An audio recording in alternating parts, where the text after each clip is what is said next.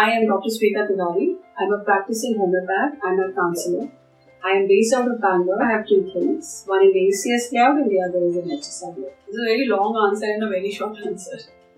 It's a long answer because it goes back to the way society has been changing. Nuclear families, parents having a single child, the child is pampered, completely kept indoors, protected from all possible infections around them. And suddenly at the age of 2.5, the child is put into an environment where he doesn't see the 2 familiar faces he has been seeing for the last 2.5 years incessantly.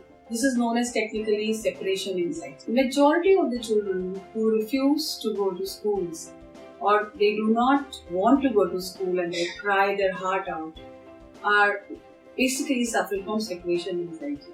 Their whole cocoon of safety, their whole cocoon of existence is linked to these 2 faces, and suddenly these 2 faces are unavailable even for a short span of 3 hours, and the child senses threat.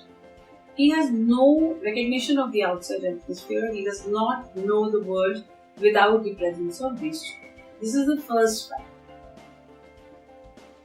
Second thing is, generally in a lot of sensible parenting, they will inform the child much further. They will start making the child have toilet training. They will make sure that the child sits for some few minutes, if not few hours, with crayons. So the child has an experience of sitting. In a few cases, we found that the child completely refuses the discipline because he doesn't understand it. He has not had any exposure. So as a counsellor, I would also recommend to all the parents with young toddlers that some part of the day they should spend, as they think toilet training is important, they should also look at school training at home. Making the child sit with a few color pencils, with some crayons, with some toys, and at the same place, same time, or having a sitting experience makes the child understand that this is just another place where I have to sit.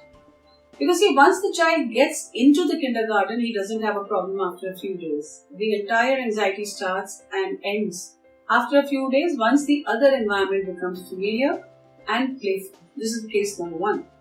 Now there are the other children who go to school and then they refuse to go to school after even 15 days. This is the case in which the parents should be able to examine where exactly is the child feeling a pinch. It could be even as vague a thing as not liking to sit in the van. It could be as vague as not liking the toilets in the school. And it could be as thing as like they don't like the school itself. Having said all of it, these are more or less choices which again should be trained, trimmed, and they should be explained very well. But you must examine the environment in which the child is growing. Gradually, the small children or bigger children, questioning gradually, observation and asking what is wrong, you will get your answers in this scenario. The third scenario where the child refuses is the teachers or the faculty. Now, this is the most difficult bit because it is very difficult to assert it and it is equally difficult to remedy, the only remedy being that you change the school. But I think desensitization of home is the biggest need for parents when they decide to put their children in school. Their anxiety can be well allayed if you start preparing, like you prepare for a trip. You must start preparing your child, like buying a bag not on the day of the school, maybe a month earlier. Giving a water bottle to drink from maybe a month earlier. Giving a pencil box. Getting him to eat out of a tiffin box a few days before he starts going to school. This is what we call as desensitization of the home.